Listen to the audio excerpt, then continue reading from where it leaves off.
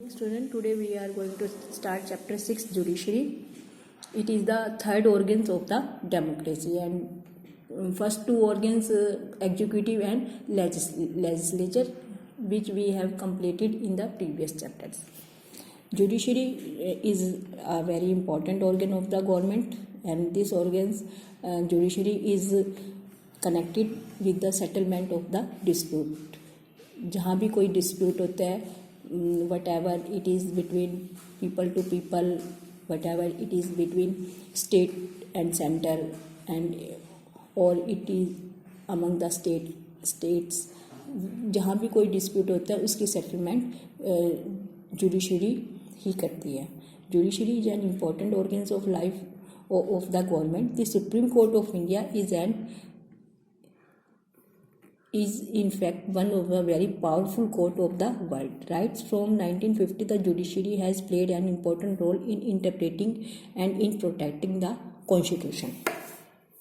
इस चैप्टर में हम क्या क्या जो टॉपिक है वो क्लियर करेंगे. वो है first the meaning of independent judiciary, second है the role of Indian judiciary in protecting our rights, third the role of judiciary in interpreting the constitution, and last the relationship between the judiciary and the parliament of India. इन ये जो 4 topics हैं इनको हम यहाँ deeply discuss करेंगे. तो बच्चों, now start this chapter judiciary. First, independent of judiciary. ये सबसे पहले जुडिशरी को हम बाद में डिफाइन करेंगे. सबसे पहले हमें ये देखना है कि इंडिपेंडेंट ऑफ जुडिशरी क्या है. The other organs of the government, जैसे 2 अदर गवर्नमेंट्स हैं, executive and legislature. Other 2 organs of the government like the executive and legislature must not restrain the functionings of judiciary in such a way that it is unable to do justice. अगर दोनों जो 2 organs हैं वो judiciary के functions में interfere करेंगे तो judiciary का जो मेन फंक्शन है जस्टिस करना, वो जो जस्टिस है वो जुडिशरी अनेबल हो जाएगा, वो जस्टिस प्रोवाइड नहीं कर पाएगा. Second, the other organs of the government should not interfere with the decision of the judiciary. क्योंकि जुडिशरी के जो डिसीजन है वो अगर अदर ऑर्गन का उस पर इम्प्रेशन होगा, अदर जो गवर्नमेंट है या अदर जो ऑर्गन्स हैं वो उनकी कोई इंटरफेरेंस होगी तो जो जस्टिस है, जो डिसीजन है जुडिशरी के, वो इम्पार्शियल नहीं रह पाएंगे. थर्ड, जजेस must be able to perform their functions without fear और फेवर. और जजेस जिनको डिसीजन लेने होते हैं, जिनको डिसीजन या जिनको डिस्प्यूट को सेटलमेंट करना होता है, वो भी अपनी ड्यूटी विदाउट फियर परफॉर्म नहीं कर पाएंगे. वो किसी के प्रेशर में रहेंगे और उनके डिसीजन भी उससे अफेक्टेड होंगे. तो इसमें ये जो आपका इंडिपेंडेंट जुडिशरी का है, इसमें आपको डेफिनेशन राइट करनी है कि what is independent judiciary. Answer आएगा कि independent of the judiciary does not imply any pressure of any other organs, but it doesn't mean कि जुडिशरी की फिर कोई अकाउंटेबिलिटी नहीं है. It is not the absence of accountability. Judiciary is a part of the democratic political structure of the country, so it is also accountable.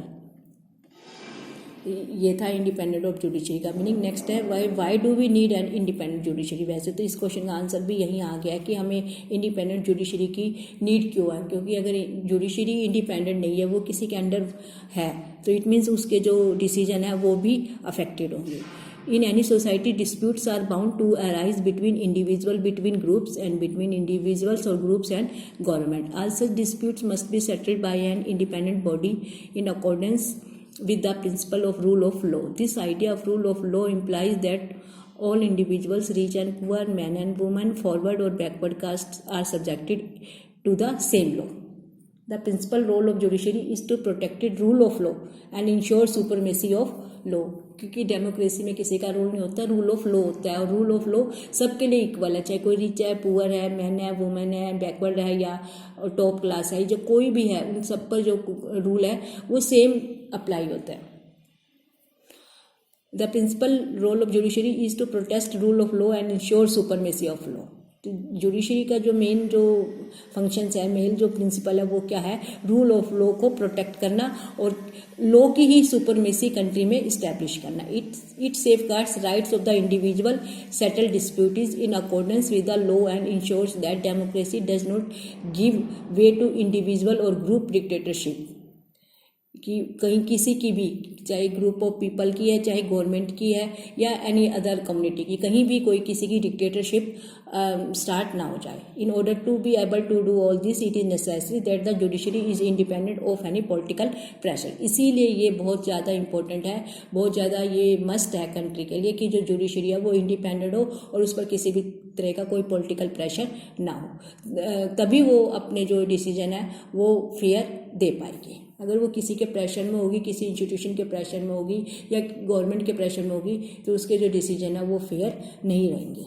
और फिर जो डिप्रूव्ड class है या जो बैकवर्ड क्लास है, जो वीकर सेक्शन है, उनको जस्टिस नहीं मिल पाएगा. आपका नेक्स्ट टॉपिक है पेज नंबर 126 पर. How can the independent judiciary be provided and protected. अब इंडिपेंडेंट जुडिशरी का हमें पता लग गया कि ये क्या है और why do we need it. Next question है कि हम उसको इंडिपेंडेंट जुडिशरी को किस तरह से प्रोटेक्ट कर सकते हैं. कॉन्स्टिट्यूशन में इसके लिए अलग अलग प्रोविजन दिए गए हैं. फर्स्ट है the Indian constitution has ensured the independent of the judiciary through a number of measures. First है the legislature is not involve in the process of appointment of जजेस. कि लेजिस्लेचर या एग्जीक्यूटिव कोई भी अपॉइंटमेंट ऑफ जजेस में involve नहीं होता. अगर वो अपॉइंटमेंट उनके हाथ में होती है तो वो ऑटोमेटिकली जो जुडिशरी है वो लेजिस्लेचर के प्रेशर में आ जाएगी. इसलिए जो अपॉइंटमेंट है जजेस, उनको लेजिस्लेचर से बाहर रखा हुआ है. Thus it was believed that party politics would not play a role in the process of appointments. Second, the जजेस have a fix tenure.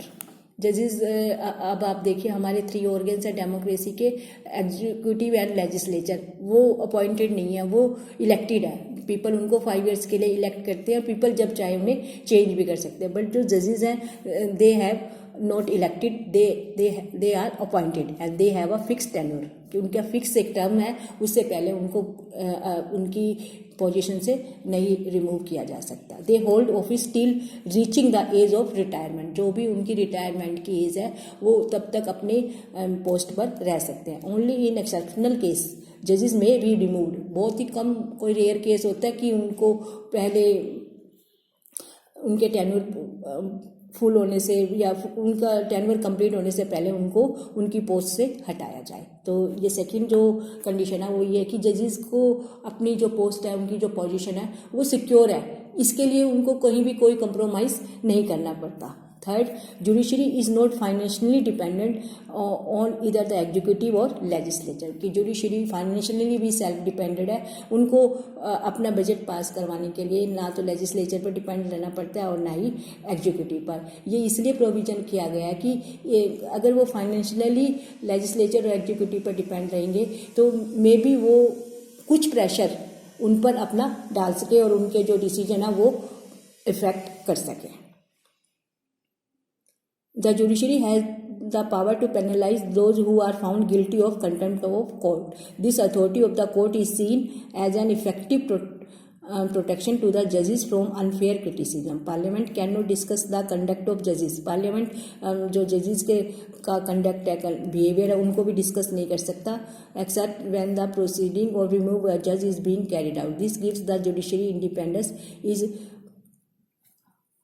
Without fear of being criticise. इसलिए जो जजेज है वो अपना जो वर्क है, अपने जो ड्यूटीज़ हैं वो बिना किसी क्रिटिसाइज या बिना किसी फियर के परफॉर्म कर सकते हैं.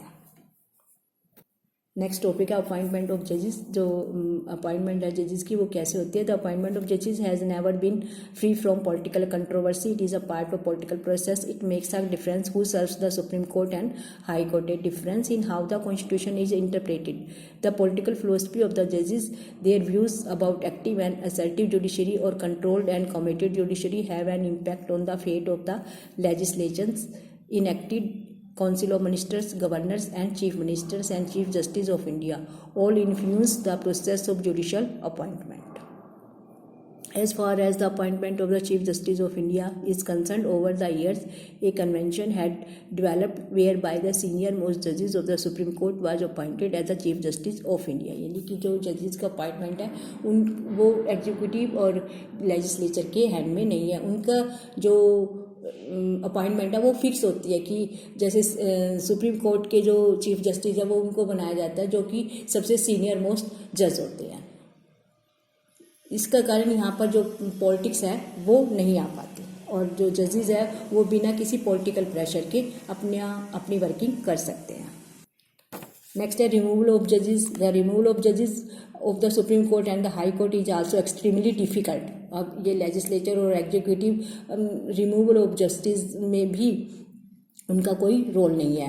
वो जो प्रोसेस है उनको रिमूव करने का वो बहुत ज़्यादा डिफिकल्ट है. जजेस ऑफ द सुप्रीम कोर्ट और High Court can be remove only on the ground of proven misbehaviour और incapacity. A motion containing the charges against the जजेस must be approved by special majority in both houses of the Parliament. किसी भी जज को तभी remove किया जा सकता है जब पार्लियामेंट के बोथ हाउसेज में स्पेशल मेजोरिटी से उसके अगेंस्ट में इम्पीचमेंट पास हो जाता है. उसी केस में जजेस को रिमूव किया जा सकता है.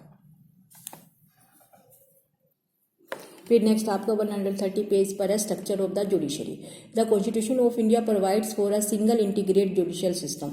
इंडिया में इंटीग्रेटेड जुडिशियल सिस्टम है. This means that unlike some other federal countries of the world India does not have separate state courts. यानी कि यहाँ जो सुप्रीम कोर्ट है उसी के ही अंडर अदर कोर्ट काम करती है. The structure of the judiciary in India is pyramidal with the Supreme Court at the top, High Court below and district and subordinate court at the lowest level. जैसे ये आपका बना हुआ है, first Supreme Court, फिर High Court, फिर district court, फिर subordinate court. High Court के क्या फंक्शंस है? It decisions are binding on all courts. Supreme court जो भी डिसीजन लेगा वो सभी अदर कोर्ट पर बाइंड होंगे. सेकंड, कैन ट्रांसफर जजेस और of high court. High court हर स्टेट में होती है, वो उनके जजेस को ट्रांसफर कर सकते हैं. Third, can move case from any court to itself. किसी भी कोर्ट में कोई केस चल रहा है और सुप्रीम कोर्ट को ये फील होता है कि ये केस ज़्यादा इंपॉर्टेंट है तो वो केस को अपने सुप्रीम कोर्ट में ट्रांसफ़र कर सकते हैं. Can transfer cases from one high court to another. और किसी भी केस को एक हाई कोर्ट से अदर हाई कोर्ट में भी ट्रांसफ़र कर सकते हैं. हाई कोर्ट की क्या क्या पावर्स है? Can hear appeal from lower court. जो लोअर कोर्ट से जो अपील आई है उनको वो सुन सकते हैं. Can issue writ for restoring the fundamental rights. Fundamental right के प्रोटेक्शन के लिए कोई रिट है उनको सुन सकते हैं. Can deal with cases without the jurisdiction of the state. और स्टेट के जुरिस्डिक्शन में जो केस आते हैं वो उनका डिसीजन देते हैं. Exercise superintendence and control over court below. और जो हाई कोर्ट के बिलो जो कोर्ट होते हैं, डिस्ट्रिक्ट कोर्ट और सबऑर्डिनेट कोर्ट, वो उनको भी कंट्रोल करते हैं. थर्ड, डिस्ट्रिक्ट कोर्ट है. डिस्ट्रिक्ट कोर्ट में क्या है? Deals with the case arising in the district. District में जो भी केस आते हैं उनके पास उनको डील करते हैं. Consider appeal on the decision given by the lower court. और जो सब ऑर्डिनेट कोर्ट से जो केस आते हैं उनको कंसीडर करते हैं. Decides cases involving serious criminal offence. और जो बहुत क्रिमिनल जो सीरियस केस होते हैं उनको भी वो डील करते हैं. सब ऑर्डिनेट कोर्ट क्या होती है? Consider cases of civil and criminal. और जो उनके पास जो सिविल और क्रिमिनल केस आते हैं वो उनको कंसीडर करते हैं. तो ये आपका कंप्लीट चार्ट बना हुआ है. ये भी आपको बनाकर अपनी नोटबुक में इसको ड्रॉ करना है. Supreme court of India, high court, district court, सब ऑर्डिनेट कोर्ट, ये एक दूसरे से कनेक्टेड है. सेम आपको ऐसे चार्ट अपनी नोटबुक पे ड्रॉ करना है. नेक्स्ट पेज पर है 131 पे jurisdiction of supreme court of India की. जो सुप्रीम कोर्ट है उसका जुरिस्डिक्शन क्या है कि क्या क्या वो कहाँ कहाँ डिसीजन दे सकते हैं. The Supreme court of India is one of the very powerful court anywhere in the world. It functions with in the limitation imposed bye the constitution. जो कॉन्स्टिट्यूशन ने उनको जितना फील्ड दिया वो उसी के अंदर अपना डिसीजन दे सकते हैं. The functions and the responsibilities of the Supreme Court are defined by the constitution. The Supreme Court has specific jurisdiction और स्कोप ऑफ पावर्स. जुरिस्डिक्शन क्या क्या है सुप्रीम कोर्ट के? फर्स्ट, ये 3 पार्ट में डिवाइड है. Original, appellate, advisory. ओरिजिनल में क्या आएगा? Settle dispute between union and states and amongst the state. ये मैंने आपको स्टार्टिंग में भी बताया था. और एपिलेट में क्या है? Tries appeal from lower courts in civil criminal and constitutional cases, कि जो लोअर कोर्ट से जो केस आते हैं उनको डील करते हैं। और एडवाइजरी में क्या, advise the president on matter of public importance and law, कि प्रेसिडेंट को एडवाइस देने का भी इनका वर्क है कि जब प्रेसिडेंट किसी भी कॉन्स्टिट्यूशन के टॉपिक पर, कॉन्स्टिट्यूशन के इशू पर या अदर किसी इशू पर इनसे एडवाइस मांगते हैं तो ये एडवाइजरी फंक्शन करते हैं प्रेसिडेंट के लिए। बट प्रेसिडेंट यहाँ बाउंड नहीं होते कि उनकी एडवाइस को एक्सेप्ट करे, वो उसको रिजेक्ट भी कर सकते हैं। इसी पेज पर आपके यहाँ रिट दी हुई है, ये आपकी रिट होती है habeas corpus mandamus prohibition certiorari quo warranto to protect the fundamental rights of the individual. लेकिन अब ये इस टर्म में आपके इस चैप्टर से ये निकल गई है, इसलिए ये रिट को हम नहीं करेंगे।